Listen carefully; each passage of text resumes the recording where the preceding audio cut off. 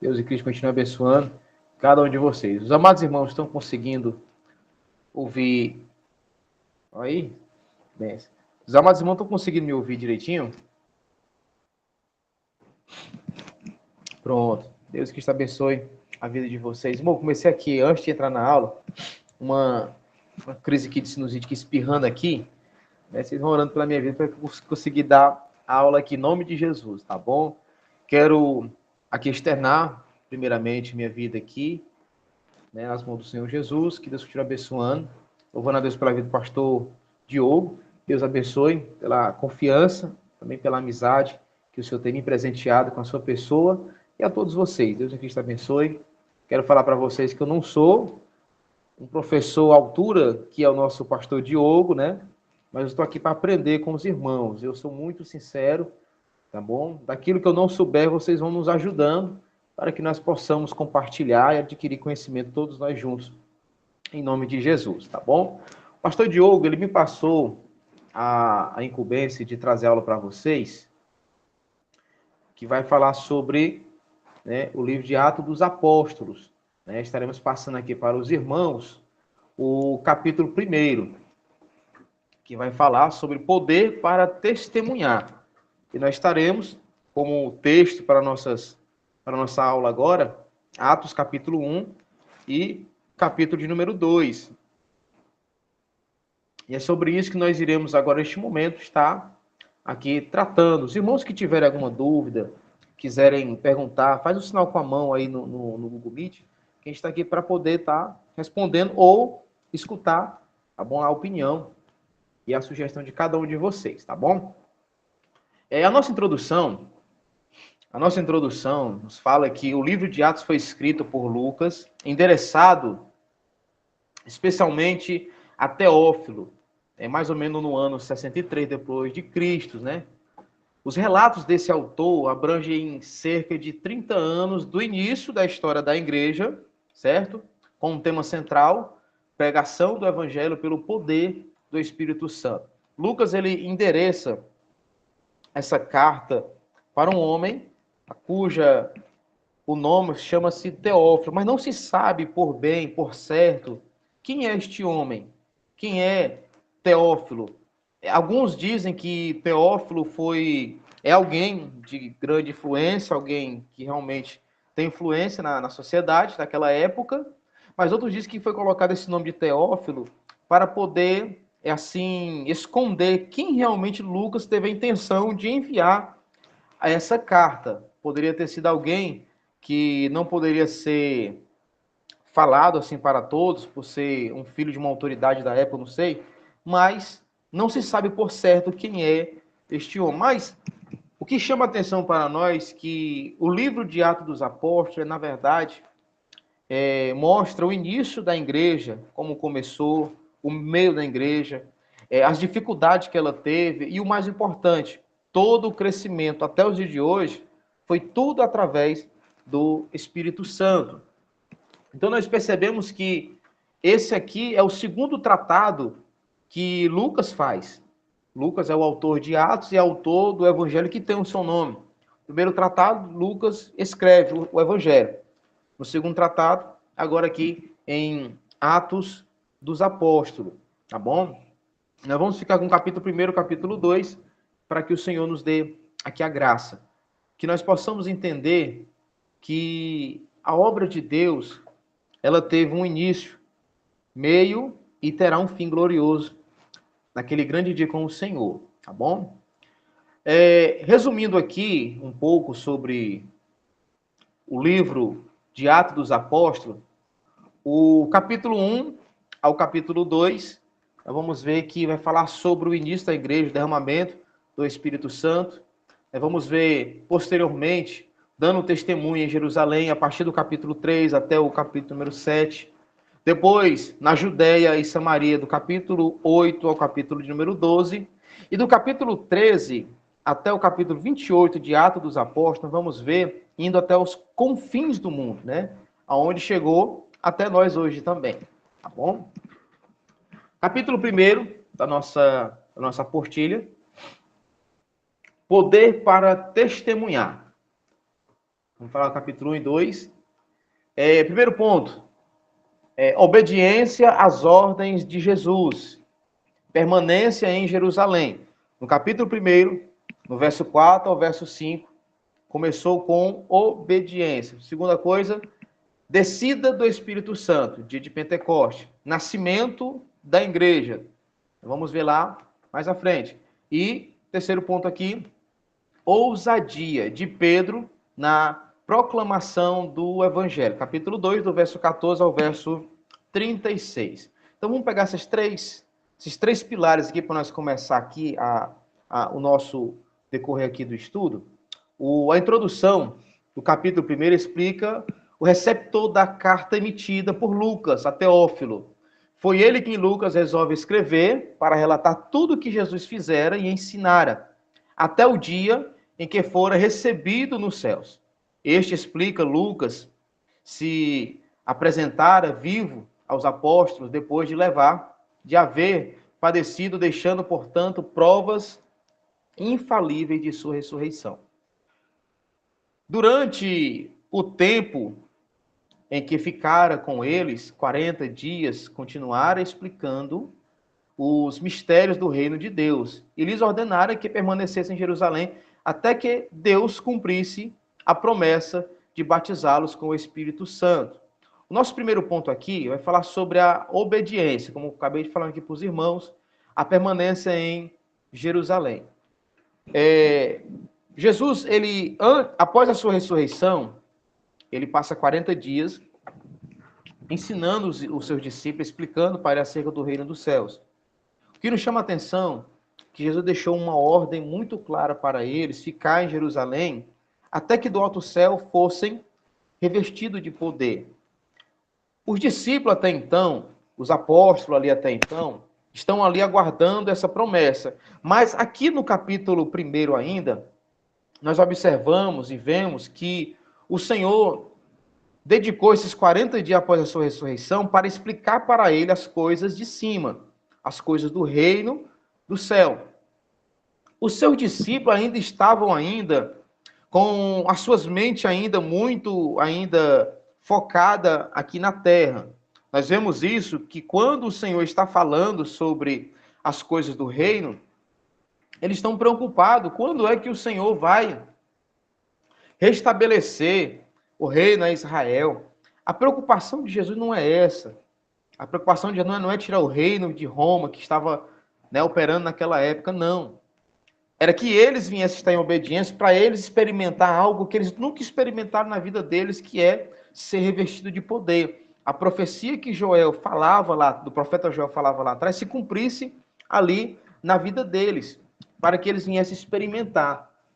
Apesar de todos os ensinamentos de Jesus durante o seu ministério, os discípulos não tiveram entendimento no que diz respeito aos interesses do reino de Deus. Hoje não é diferente. Muitas pessoas hoje, ministros, pastores, entre outras pessoas que estão trabalhando na igreja, eles estão focados com aquilo que ainda é terreno. Não estão focados naquilo que vem de cima. Primeiramente, até eu costumo falar aqui em Nova Betânia para os irmãos, até entrei uma vez com os irmãos sobre um estudo falando sobre isso, sobre teologia da prosperidade e tudo mais. Eu peguei, irmãos, para mim, um dos maiores versículos de prosperidade se encontra em Mateus. Eles ficaram assim olhando para mim, e eu peguei e falei, tá lá, Mateus, capítulo 6, o verso 33. Buscai primeiro o reino do céu e a sua justiça, e as demais coisas vos serão acrescentadas. É uma das coisas que muitos discípulos de Cristo, nos dias de hoje ainda, não se atentaram para isso. Jesus está falando de coisas de cima e pessoas estão focadas naquilo que é de baixo. Não foi diferente aqui com os discípulos.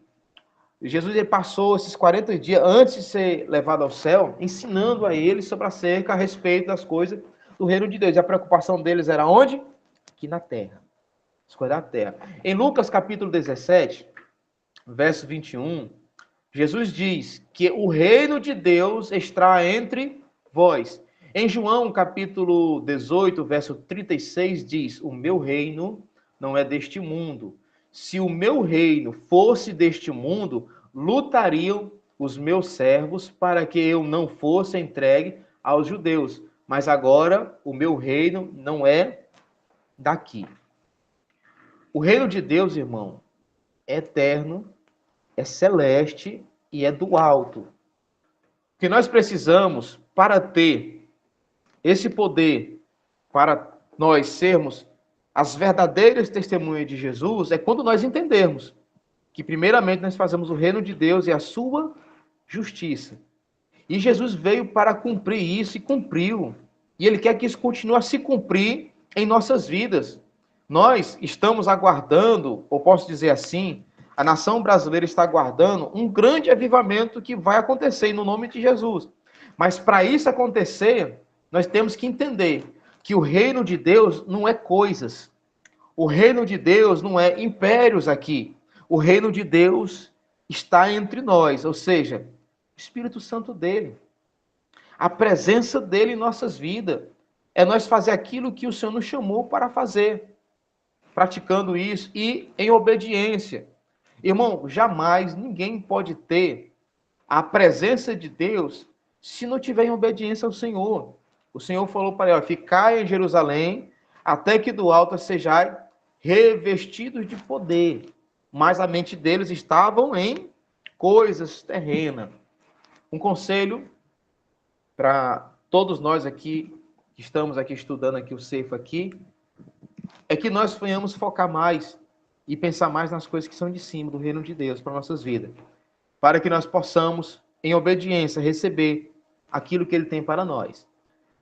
O propósito de Deus era, então, o que os apóstolos entendessem, a natureza de seu reino. Esse é o propósito. A pergunta feita por eles a Jesus, no verso 6, irmãos, pode acompanhar na sua Bíblia, ou na aportilha, era: restaurarás tu, neste tempo, o reino a Israel? O que eu acabei de falar para os irmãos aqui. São muitas pessoas ainda, no dia de hoje, preocupados sobre o aqui da terra. Hoje, acredito eu que já tenho andado e visitado também algumas igrejas, quando me convidam, e eu observo que a centralidade do culto, da mensagem, tem mudado. Não se prega mais um evangelho de poder, de autoridade, um evangelho que pensa que é o reino de Deus que tem que ser estabelecido em nossas vidas. Não, as pessoas estão preocupadas com o amanhã, estão preocupadas do dinheiro, estão preocupadas com a porta de emprego, estão preocupadas com as suas próprias empresas. Não estou aqui dizendo que isso é para nós abandonar, não estou dizendo isso não. Mas nós devemos deixar um pouco as coisas que são da terra para poder trazer aquilo que é de cima para nós. E não se preocupar. Hoje a preocupação de muita gente é sobre a questão somente terrena. Se nós vamos viver aqui nessa terra, se vamos ter um carro próprio, uma casa própria, sendo que não. A obra que Deus tem em nossas vidas, ela é eterna. A grande esperança dos apóstolos era que Israel tornasse independente do Império Romano e voltasse a ter o esplendor político dos tempos de Davi e Salomão. Jesus disse que eles não pertenciam saber os tempos ou as estações que o Pai estabeleceu pelo próprio poder, mas eles receberiam. Aí Jesus pega mais uma vez, chama a atenção deles para desprender ele daquilo que é terreno, quando ele diz aqui no verso 8, mas recebereis a virtude do Espírito Santo, que há de vir sobre vós, e ser-me-eis as minhas testemunhas, tanto em Jerusalém, como em toda a Judéia, Samaria e até os confins da terra. Os discípulos estavam focados naquilo que é terreno, e Jesus mais uma vez traz eles de novo para o espiritual, para que eles viessem entender que o mais importante não é o que pode acontecer, humanamente falando aqui, o terreno, os impérios, não, mas é o poder de Deus que vai ser derramado sobre as nossas vidas. Esse é o versículo principal do livro e demonstra a atuação do Espírito Santo na propagação do Evangelho. A luta contra os poderes de Satanás deveria alcançar os limites da terra. O evangelho deveria ser pregado em Jerusalém, na Judéia e em Samaria e nos confins da terra. Essas cidades e regiões foram selecionadas por Deus de acordo com o seu propósito e vontade. Olha um detalhe aqui importante, irmãos, que Jesus trouxe para eles. E quando Jesus pega e fala Jerusalém, Judéia, Samaria e aos confins da terra, não é por acaso.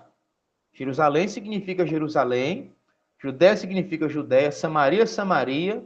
Essas cidades e regiões já foram evangelizadas e Paulo, nas suas viagens, alcançara as extremidades da terra. Mas, conforme sabemos, o homem foi estendendo o seu domínio sobre ela. Portanto, se Jerusalém, Judéia e Samaria já foram evangelizadas, restam a igreja atual, os confins da terra. Se você olhar a divisão do livro de Atos dos Apóstolos, nós vamos ver o começo da igreja, capítulo 1, capítulo 2. Nós vamos ver do capítulo 3 até o capítulo 7, Jerusalém, Judéia e Samaria, do capítulo 8 até o capítulo 13, e Paulo dando a iniciação ali com os irmãos do capítulo 13 ao 28 e chegando até os dias de nós hoje, da igreja. Se naquele tempo eles já foram evangelizados, resta agora os confins da terra, que somos nós. Eu trouxe semana passada e falei um pouco sobre missões na igreja e falei sobre a questão dos países mais fechados, falei sobre países, línguas que ainda não tiveram a Bíblia traduzida, né? E de países, de lugares, aldeias que o evangelho ainda não entrou, sendo que Jesus pegou e falou que quando esse evangelho for pregado para todas as gente, então virá o fim do mundo, o fim dos tempos, né? Então existe uma missão para nós, igreja, levar esse evangelho, levar essa palavra. Estava trazendo a memória nesse estudo que eu trouxe para os irmãos, e falando que nós não valorizamos a oportunidade que nós temos. Temos liberdade de estar no culto, temos liberdade de estudar junto com os irmãos, temos liberdade de orar, temos liberdade de fazer aquilo acontecer, que o Espírito Santo faça em nossa vida, é isso. Mas o que nós fazemos? Nós cruzamos nossos braços, certo? Cruzamos. Na Coreia do Norte, por exemplo, lá o evangelho é tão fechado lá de tal forma que as orações são tão baixas que se escuta o bater do coração. Pra você ter ideia. Os louvores são tão baixos que se compara ao amanhecer. Por quê? Porque eles não têm essa liberdade que nós temos. Tá entendendo? Mas eles valorizam. Eles pegam essa palavra aqui, pegam essa Bíblia aqui, eles dividem em pedaços ela, entregando para os irmãos, para que eles venham guardar. E nós vemos aqui, enquanto isso, nós vemos aqui no Brasil aqui um evangelho a qual muitas pessoas pensam que o evangelho de Cristo se resume em 4 paredes, se resume em um culto no domingo, se resume a qual nós vamos para o culto e saímos de lá da mesma forma que nós entramos. Não se resume dessa forma. O evangelho de Cristo é poder de Deus em nossas vidas. Hoje é raro de se ver batismo com o Espírito Santo, é raro de se ver pessoas sendo curadas na hora do culto. Por quê? Será que Jesus mudou? Jesus não mudou, ele continua sendo o mesmo. Quem tem mudado somos nós. E é esse poder que nós queremos que nós sejamos incendiados para a glória de Deus. Continuando aqui, o cumprimento da promessa de Deus. O batismo com o Espírito Santo demonstra a atuação do próprio Deus para o cumprimento de sua vontade. Os homens, por certo, falhariam. Lembrando aqui, viu, irmãos, a grande comissão aqui é o seguinte: se Jesus tivesse deixado eles da forma que eles estavam, sem o auxílio do Espírito Santo, falharia. Com certeza falharia. Falharia. Então Deus pega, é o Espírito Santo quem confere poder ao homem para que este proclame a Jesus como único Senhor e Salvador da humanidade. É o Espírito Santo quem estreita nossa comunhão pessoal com Jesus. É Ele quem dá testemunho da justiça e da verdade. É Ele quem produz nos perdidos a convicção do pecado, da justiça e do juízo e da consequente necessidade de arrependimento e perdão. Tudo tem a ver com o Espírito Santo, irmão. Tudo, tudo, tudo. Existem pessoas que falam assim, fulano aceitou Jesus, foi por causa foi por causa de mim, porque eu prego bem, eu canto bem, eu faço... Não, você está totalmente equivocado. Nós não somos nada comparado com quem é o Espírito Santo de Deus em nossas vidas. Eu costumo falar, e onde eu chego eu afirmo isso falando, nós, Igreja do Senhor, não temos o poder de transformar a vida de ninguém, de fazer ninguém aceitar a Cristo. Não temos o poder, humanamente, não temos nada disso, não. Por quê? Quem tem é o Espírito Santo. É Ele que convence, é Ele que perdoa, é Ele que transforma, e é tudo por Ele. É o Espírito Santo que age nas nossas vidas para poder resgatar outras vidas. Nós, Igreja do Senhor, nós acolhemos, nós recebemos, nós aconselhamos, nós aconchegamos. Mas quem faz o trabalhar, quem convence o homem do pecado é o Espírito Santo. Tive uma vez em uma determinada igreja que o pastor fazia algo que eu particularmente não concordo de forma alguma, não concordo. Não sei se algum irmão vai querer discordar, mas não tem problema. Se você quiser opinar, falar, não tem problema. Para mim, uma pessoa que vai ser salva genuinamente pela palavra é através da palavra.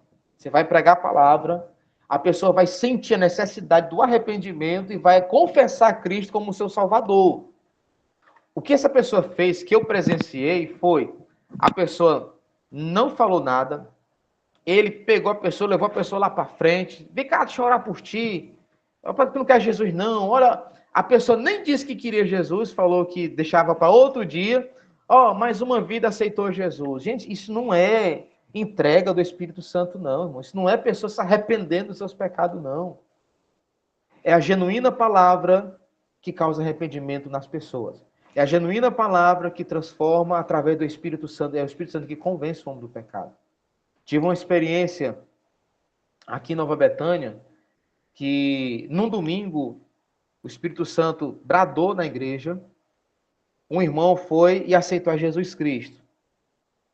Na terça-feira, no culto de ensino, a esposa desse irmão, o culto terminou, a bênção apostólica foi dada, essa pessoa foi por livre e espontânea vontade, ninguém falou, ninguém chamou, chegou lá na vila e falou, olha, eu quero esse Jesus para me morar no céu e o meu nome ser escrito no livro da vida. Ou seja, é o Espírito Santo que faz isso. É o Espírito Santo que testifica dessa forma. E nós queremos que esse Espírito Santo continue operando, tanto em nossas vidas, como também através de nossas vidas, para a glória do nome de Jesus. O capítulo 1, os irmãos, se tiver alguma dúvida, quiser levantar a mão, perguntar, tá bom? Fica à vontade, tá bom? O capítulo 1 se encerra com a escolha de Matias para apóstolo no lugar de Judas. Os irmãos se atentaram nessa passagem? Que quando os irmãos ali, Pedro, com os discípulos, vão lá e escolhem um. O que eles fazem? Eles pegam, são duas pessoas, Matias ou então José. Não tinha uma terceira pessoa. Eles pegam, fazem ali um sorteio, o que sair é o novo apóstolo aqui. Existe aqui uma falha humana, que ali foi os próprios discípulos querendo tomar uma atitude que não era para eles ter tomado. Entretanto, que quem lá na frente escolheu Paulo foi o próprio Jesus que escolheu. Ali os discípulos quiseram ali, mais pela tradição, escolhendo, vamos ter que escolher alguém, não era 12 pessoas, vamos botar mais uma pessoa aqui porque tem que estar completo. Mas lá na frente, quem foi escolhido foi Paulo. Jesus pega e chama Paulo e diz para Ananias, ele para mim é um vaso escolhido. Aí eu lhe pergunto, em Apocalipse vai falar que na, na, nos, na, nos muros, na edificação, lá tem o nome dos 12 apóstolos. Aí eu pergunto, será que o nome de quem vai estar lá é o nome de Paulo ou o nome de Matias? Com certeza é o nome de Paulo. O cara que abriu mais igreja, o cara que foi extremamente usado por Deus, escolhido pelo próprio Senhor Jesus. Então, eu vejo que era para eles ter esperado um pouco mais, né? Olhando para cá, ter esperado um pouco mais, e deixar o Espírito Santo mostrar, revelar. E eu falo algo para os irmãos aqui, que a obra de Deus, as coisas de Deus, tem que ser levada através da direção do Espírito Santo. Isso não significa que nós vamos pegar e acertar todas. Não. Assim como o Pedro, com os irmãos aqui, fizeram essa escolha, escolheram Matias, nós também fazemos escolhas e erramos, porque são escolhas nossas, muitas das vezes. Certo? Mas, quando é o Espírito Santo que escolhe, há crescimento. Deus vai operando cada vez mais. Tá bom? Matias, entretanto, ele teve também o seu empenho na obra de Deus, com certeza. Tá bom? Nós não temos muito relato falando sobre Matias, mas há relatos históricos que foi um mártir também, da mesma forma também, avançou no reino de Deus, mas quem escolheu lá na frente Paulo foi o próprio Senhor Jesus Cristo. Tá bom? Até aqui tudo bem, irmãos? Meu pastor Diogo, tranquilo até aqui? Tranquilo, interessante. Eu queria aqui até colocar não somente para o senhor, mas também para os alunos, também para mim também. Eu fico pensando, assim, analisando, que até nós, dentro do seminário, nós aprendemos que o início da igreja começou em Atos dos Apóstolos, não é isso? Mas o próprio Cristo, Jesus, ele traz algumas referências bíblicas falando que o reino de Deus está no meio de vós. O reino de Deus, né? Então, quando se fala de reino, então fala da igreja. Aí eu pergunto, aí eu fico assim indagando comigo mesmo, será que o início da igreja começou em Atos? Não começou mesmo do evangelho, através do próprio Jesus, quando ele veio e depois implantou, né, esse pensamento, né, nos discípulos, e discípulos depois apenas divulgou, né, acerca deste reino. Eu acredito, diante de tanto assim, eu fico analisando que a igreja ela iniciou através de Cristo. Já através de Atos Apóstolos, foi a igreja sendo preparada para a propagação do reino, né? Eu acredito dessa forma, né?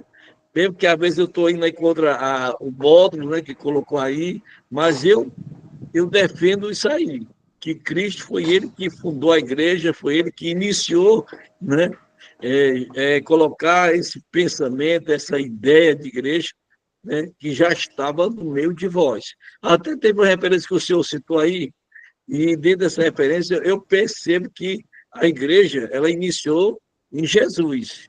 Através de Atos, foi a preparação da igreja e a propagação da igreja. Foi o evangelho. Eu não sei se o senhor pensa desta forma, viu, professor? Não sei se os alunos Não, também pensam eu dessa forma. assino embaixo também, assino embaixo também, viu? Já assina embaixo, Atos né? dos E os Apóstolos alunos aí, o que é que os alunos? Concorda, discorda? O pronto. Vamos ver a que é que opinião dos você diz aí, alunos. os alunos? Eu assino embaixo. Dê um sinal de. Já que vocês não querem falar, pelo menos dê um sinal de livros aí, um sinal de Libras, um sinal de positivos. Olha, Antônia Vieira, Adriana, o Erivaldo, eita, aí, ó, Eduardo também, a Francisca Isso, Wanda, todo mundo aí dando sinal positivo. Então concorda também, né? isso mesmo. Obrigado, Isso professor. mesmo, Obrigado, pastor. professor. Amém. Não, mas eu concordo também plenamente também. Até então, porque assim, a igreja começa em Jesus. Ele é a rocha. Somos edificados nele. Atos dos Apóstolos tá mostrando o início, quando a igreja estava iniciando ali já sem a presença do Mestre Jesus, mas com a presença do Espírito Santo. Aí nós vemos aqui agora, o ponto que nós vamos entrar agora. Capítulo 2. Dá início ao relato da descida do Espírito Santo. Né? Espírito Santo. Havia se cumprido do dia de Pentecostes e os apóstolos continuavam reunidos, perseverantes, esperando a promessa de Deus. De repente, veio do céu um som e encheu a casa. Verso 2. E todos foram cheios do Espírito Santo e começaram a falar em outras línguas. O dia de Pentecostes foi o grande marco do encontro do homem com Deus. Essa expressão, irmão, de repente, é uma expressão que, ou seja, do nada, o inesperado aconteceu. Jesus falou para eles ficarem em Jerusalém, até do alto céu ser revestido de poder. E, de repente, o dia de Pentecostes estava se cumprindo, mas faltava ainda o cumprimento da palavra, o cumprimento das Escrituras, que todos eles foram cheios do Espírito Santo. E todos eles começaram a falar em línguas estranhas. Em Gênesis, capítulo 11, é interessante isso aqui, a Bíblia nos revela que a terra era de uma mesma língua e de uma mesma fala. Mas os filhos de Noé, que povoaram a terra depois do dilúvio, tiveram a genial ideia de edificar uma cidade, uma torre, que tocasse nos céus, para que não fossem espalhados. Assim eles estavam quebrando uma ordenância de Deus, porque Deus disse para que eles viessem o quê? Povoar a terra.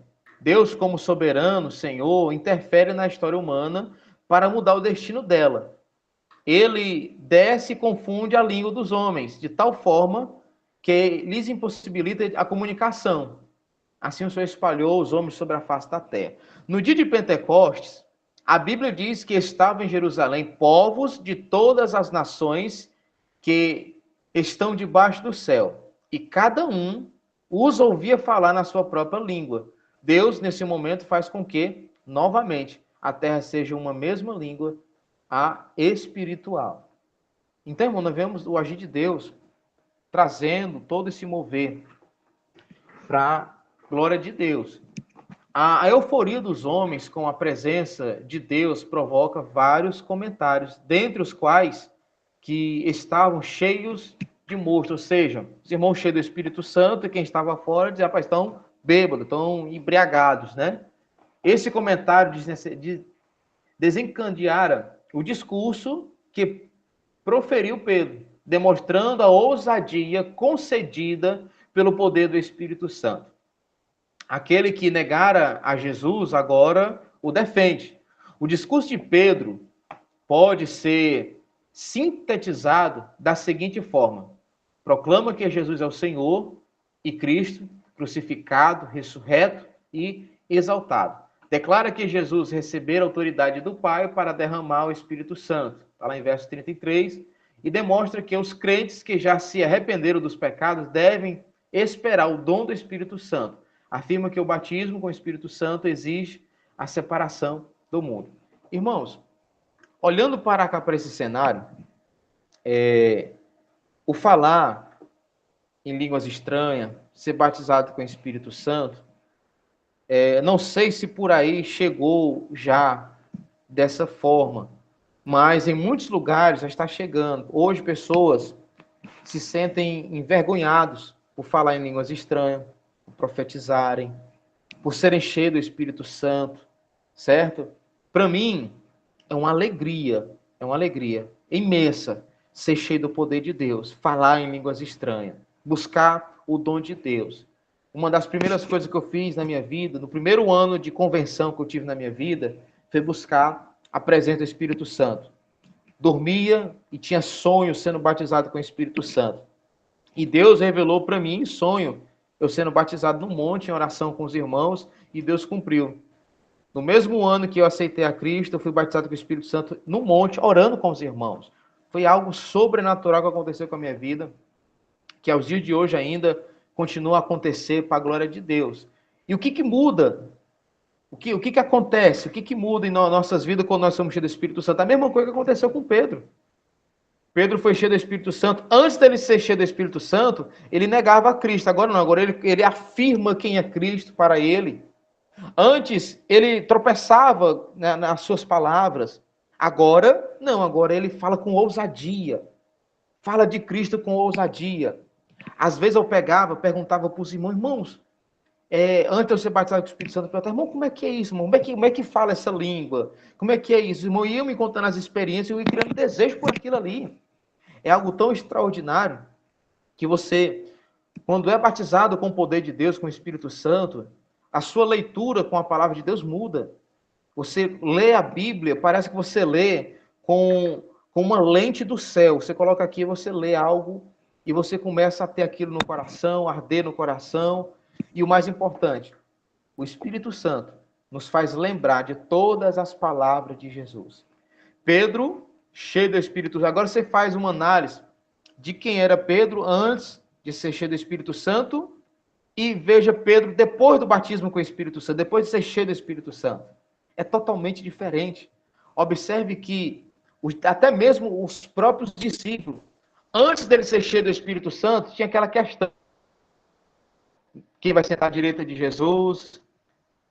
Depois do batismo, eles entenderam o que Jesus fez no capítulo 13 de João, que o maior sirva a todos. Ser cheio do Espírito Santo é entender o papel que Jesus fez por nós e que nós possamos fazer da mesma forma também. Olhando para cá, nós vemos que a demonstração de poder através do Espírito Santo afirma que o batismo com o Espírito Santo exige uma separação. E outra coisa, irmão, o revestimento de poder faz uma separação das coisas de Deus com as coisas do mundo, certo? Nós que somos batizados com o Espírito Santo, acredito que boa parte dos alunos, ou por que não todos os alunos também são batizados com o Espírito Santo, tem essa separação, certo? Do poder de Deus. Nós vemos aqui Pedro aqui falando com tanta ousadia, com tanta garra, com tanto entusiasmo, que quase 3.000 almas se renderam aos pés de Jesus.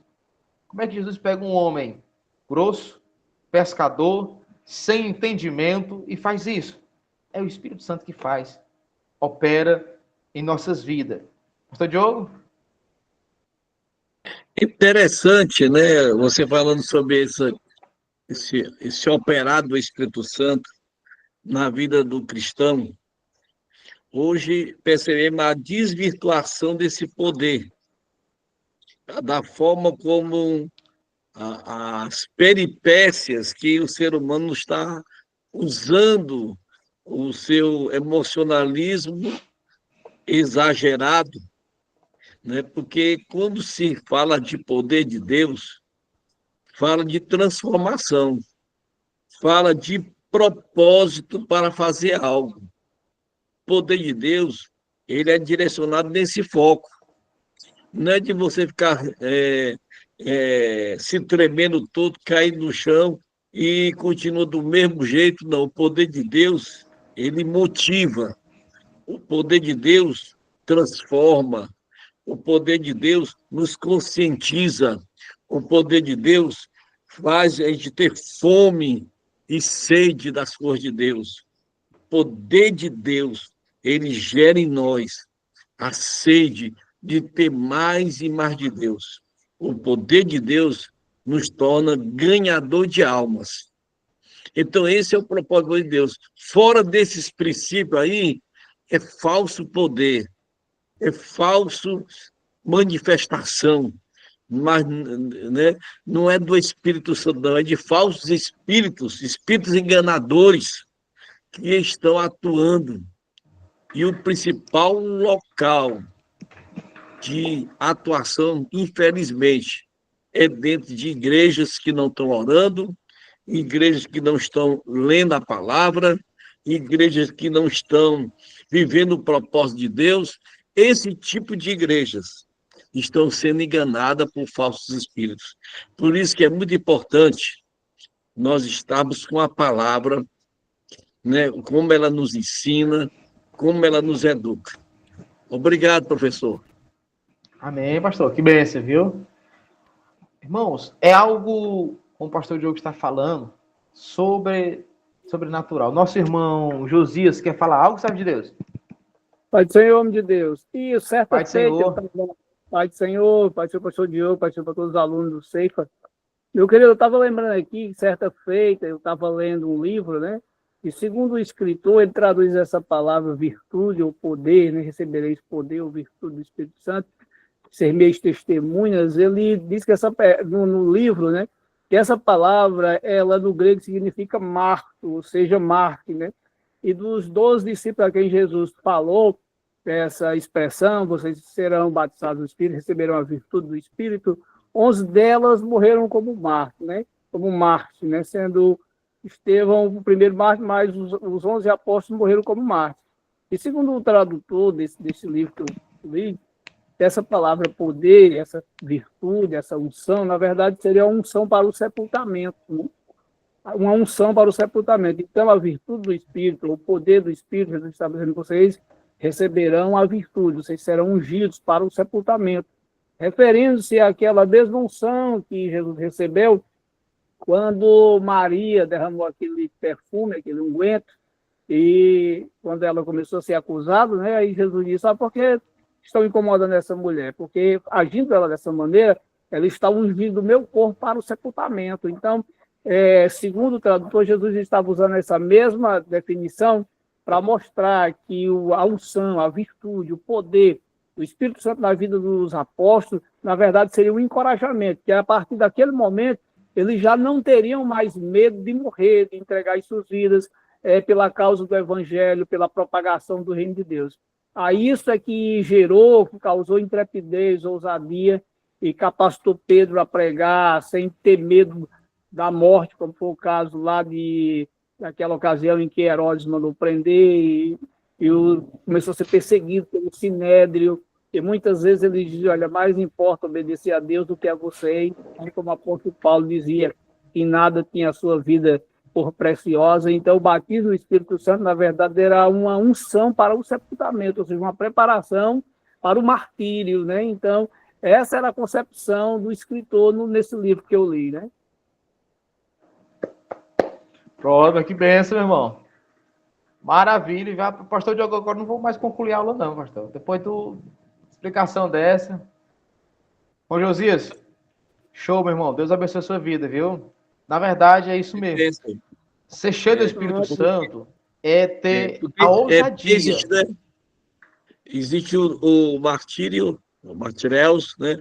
Ou dínamos, né? Que está relacionado ao poder, né? E no caso, o martírio para o sepultamento e o dínamos, né? Que significa dinamite, explosão, a ação da igreja, né? Recebida pelo Espírito Santo. Exatamente. Mas, na verdade, pastor Diogo, quando a pessoa está cheia do Espírito Santo, né? A pessoa está com a ousadia, se possível, realmente até morrer por Cristo mesmo. Atos capítulo 20, versículo 23, Paulo diz que iria para Jerusalém, que ia ser preso, que ia receber açoites, e não tinha mais o prazer dele, né? Era a morte, morrer para Cristo. E olha que avisaram para ele, né? E olha, foi pensando com ele, mas eu vou, mesmo assim eu vou. Eu sei que me aguarda prisões e açoite, mas eu vou. Mas eu vou, não tem problema não. Olha, é por Jesus, eu vou. Ontem. Aí é poder. Ontem eu estava na igreja com os irmãos, na hora do culto. Ontem eu tive uma experiência com Deus, a qual, aonde eu for, vou levar comigo essa experiência. Peguei o meu carro na hora do culto. O pastor Diogo sabe do vento que soprou por aqui em Nova Betânia, né? Estamos numa garagem, mas logo teremos o nosso tempo em nome de Jesus. Aí é uma rua, uma avenida principal, muito movimentada, e está tendo festejo aqui. Peguei o meu carro e coloquei, estacionei normalmente, em frente à igreja, do outro lado da rua, né? E tô lá com os irmãos, adorando a Deus, e quando começa aqui, não. Os irmãos pedindo a chave do meu carro. Pastor, a chave do seu carro, pastor. E eu, pra quê? Aí veio minha filha, pai, me dá a chave do carro. Não, não, o que você quer? Aí começaram a pedir essa chave, e eu tava na hora de louvar com os varões, e um pedideiro da chave do meu carro. Eu fui lá fora para saber, o que tá acontecendo? Pedideiro da chave do meu carro na hora do culto. Aí eu falei, não, pastor, tem um rapaz ali, bêbado ali, querendo tacar fogo no seu carro. Papai, deixa ele tacar fogo se ele é homem, rapaz, pode deixar. Aí eu peguei, olhei para ele, tava lá resmungando lá, eu fui lá. Quando eu cheguei lá, peguei na mão dele, tudo bem com o senhor? Tá tudo em paz? Aí começou a chorar. Ô, pastor, pelo amor de Deus, me perdoe, pastor. Eu não sei o que eu estava falando. Eu acabei levando uma queda ali. Eu não quero isso para mim, não. Eu fui lá, dei um abraço nele, orei pela vida dele. Faça isso não, estamos orando pela sua vida. Às vezes acontece coisa, aí ficou uns irmãos preocupados. Pronto, o pastor vai lá, o camarada vai fazer alguma coisa. Ele não faz. Se é Deus que está nas nossas vidas, Deus vai cuidar. Tá entendendo? Deus vai cuidar. Então nós precisamos ter essa ousadia em nossas vidas, porque quem está conosco é maior do que quem está no mundo. E ele já falou para mim, pastor, eu vou a um culto, qualquer dia eu vou a um culto, em nome de Jesus. Né? Então, o Espírito Santo faz isso em nossas vidas, nos dá graça, nos dá ousadia, não para brigar. Não, vou lá, eu quero ver se esse camarada é homem. Não, não é isso não. Ele vai nos dar ousadia, coragem, para falar do nome de Jesus, falar do nome do poder dele e o nome do seu ser glorificado em nossas vidas.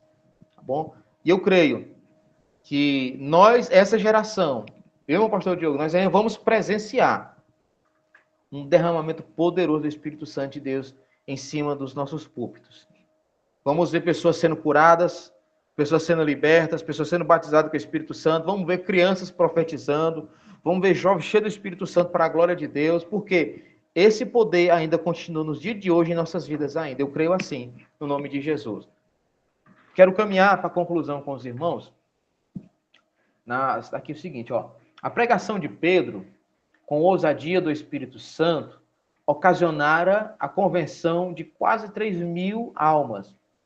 E segundo segue a partir do verso 42, todos perseveravam na doutrina dos apóstolos, e na comunhão, e no partir do pão, e nas orações. E ainda em cada alma havia temor. Olha que maravilhoso. Esse poder que foi derramado na vida dessas pessoas, através da vida de Pedro, com muita ousadia, resultou em que? Arrependimento. Mas não somente isso. Eles perseveravam na doutrina dos apóstolos. Ou seja, aquilo que os apóstolos ensinavam, eles perseveravam. Agora, eu abro um parênteses aqui para os irmãos, não sei se isso tem aí onde vocês estão, acredito que não tem, em nome de Jesus. A pessoa diz, sou cheio do Espírito Santo, mas vai para o culto em 15 dias. Sou cheio do Espírito Santo, mas não frequento uma escola bíblica. Sou cheio do Espírito Santo, mas não vai para um culto de doutrina. Sou cheio do Espírito Santo, não é envolvido com as coisas que você é cheio de qualquer outra coisa, menos do Espírito Santo. Porque quem é cheio do Espírito Santo vai perseverar na doutrina dos apóstolos, vai perseverar na comunhão com os irmãos, vai perseverar no partir do pão e nas orações. E outra coisa, e ainda há temor em nossas vidas. Ser cheio do Espírito Santo leva nós a essas coisas. Essa é a igreja do Senhor, cheia de poder. Essa é a igreja segundo o coração de Deus. Os irmãos estavam todos os dias no templo, adorando a Deus com muita alegria e singeleza de coração. Louvavam a Deus, eram gratos a Ele, e por isso era o próprio Senhor quem se encarregava de acrescentar à igreja as almas que haviam de se salvar. Irmãos, isso é poderoso, isso é forte, tá bom? Nós entendemos que uma pessoa cheia do Espírito Santo vai perseverar em tudo isso que foi falado aqui. Doutrina, comunhão, partir do pão, singeleza de coração e ainda há temor ainda em nossas vidas. Qual é o resultado disso? Quem está fora, quem está do lado de fora vai ver em nós essa perseverança na palavra, essa perseverança na comunhão, essa perseverança no partir do pão, essa perseverança nas orações, e o Senhor vai acrescentando as almas que necessitam ser salvas. É o Senhor que vai acrescentando em nossas vidas. E nós vamos fazendo o quê? Com muito louvor, adorando a Deus com muita alegria, com gratidão no coração, e Deus vai operando maravilha no nosso meio. O desejo do meu coração que vocês, nós, possamos viver experiências incríveis com o Espírito Santo de Deus em nossas vidas, operando através de nossas vidas, que esse curso que você está fazendo, assim como tem me ajudado, vai te ajudar também muito também a desvendar os mistérios da palavra de Deus, a te auxiliar da melhor forma possível, que você use essa palavra com muita ousadia, com muita garra, no nome de Jesus. Da leitura desses 2 capítulos, podemos resumir 4 aspectos básicos do Espírito Santo. Sua atuação requer obediência. 2, reproduz o ministério de Jesus, ou seja, a primeira coisa que o Espírito Santo faz na nossa vida é obediência. Eu fico muito observando pessoas que não vivem obediência, mas se acham que tem a presença de Deus. Não tem. A obediência nos leva a lugares que nós jamais pensávamos em ir. A obediência nos leva. A segunda coisa reproduz o ministério de Jesus, ou seja, o mesmo ministério que aconteceu com Jesus vai acontecer com nós também. E Jesus falou isso: vocês farão obras maiores do que a que eu fiz. Tá bom? É o que eu creio no nome de Jesus. A terceira coisa, marca o nascimento da igreja. Aqui, a igreja cheia do Espírito Santo aqui marca ali o nascimento, né? A quarta coisa é dar poder, autoridade e ousadia. Poder, autoridade e ousadia. Que vocês possam ser cada vez mais cheios do Espírito Santo, que essa graça de Deus possa encher cada um de vocês, dando poder, autoridade e ousadia. Que você experimente isso. Assim como eu estou experimentando, vivenciando, eu quero continuar assim até a volta de Jesus, para a glória do nome dele. Amém? Quero aqui agradecer ao nosso pastor Diogo. Cadê ele? Pastor Diogo. Opa! Pastor Diogo, quero aqui agradecer, tá bom? Em nome de Jesus, pela oportunidade, tá? Me perdoe alguma falha que tiver. Estamos aqui num momento aqui muito corrido, né? Mas tudo é para a glória de Deus. Estamos aqui na construção do templo e estamos já com quase o altar já pronto, já, os alicerces feitos. Estamos aqui com muito entusiasmo aqui, para a glória de Deus, estar com esse templo aqui erguido aqui em Nova Betânia, para a glória de Deus. Continue orando pela gente, tá bom? Carecemos muito das orações de vocês, tá bom? Em nome de Jesus. Me perdoe alguma falha que tiver acontecido, mas olha aqui por esse humilde servo do Senhor. Pastor Diogo, estou sempre à sua disposição no nome de Jesus e que agradeço aos alunos em nome de Jesus. Meus queridos irmãos, né, o pastor Rudinei é um homem de Deus, para a glória dele, né, de Deus. E eles aí, a turma, essa igreja linda, maravilhosa, que eu tive o prazer de conhecer, realmente passou por uma dificuldade aí, só a convenção, ele e toda a igreja lá local de Betânia passou por uma luta tremenda. É por isso que a igreja hoje ela está tentando levantar um novo templo. Eu quero aproveitar esse ensejo, né, de quem puder ou orar, quem puder ajudar. O nosso professor Sidney, também nosso pastor da igreja de Betânia, ela precisa muito de nossa ajuda, precisa de muito do nosso apoio, tanto na oração, principalmente na oração, segundo, financeira, porque eles estão começando a igreja do zero. Eles tinham uma igreja aí linda, uma igreja maravilhosa, mas infelizmente aí aconteceu um fato aí triste. Mas Deus ainda é fiel.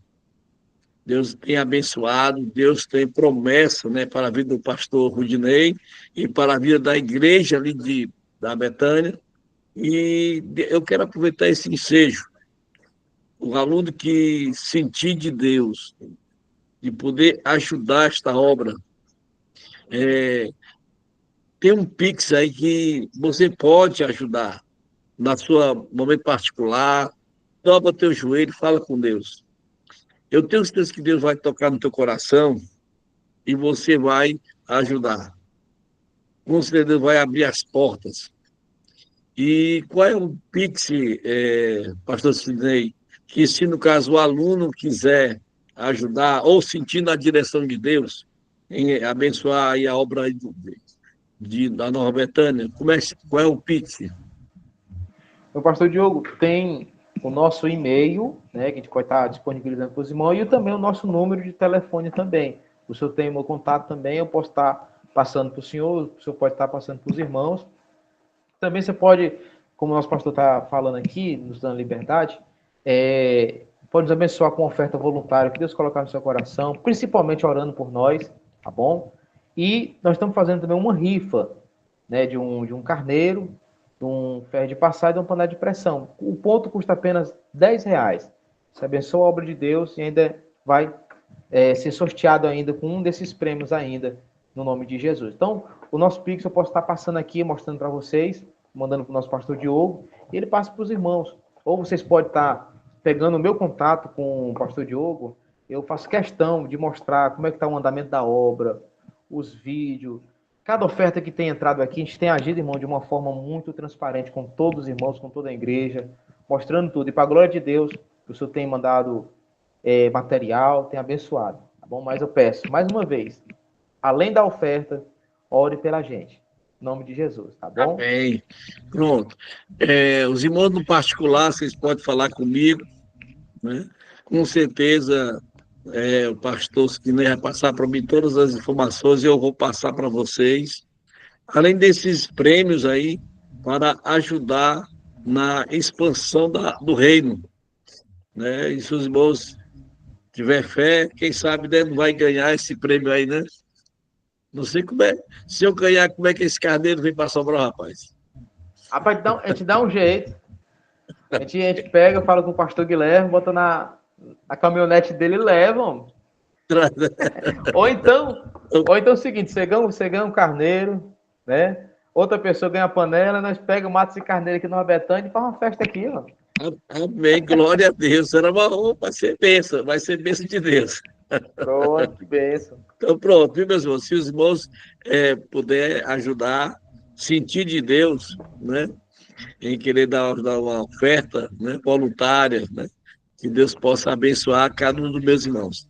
Vocês podem falar do meu particular, o pastor Rudinei vai passar para mim todas as informações, eu passo para você com maior transparência, tanto a questão de como é que está a situação hoje de Nova Betânia, e eu creio que vai motivar você em abrir seu coração, em abençoar o reino de Deus na sua expansão. Muito obrigado a todos.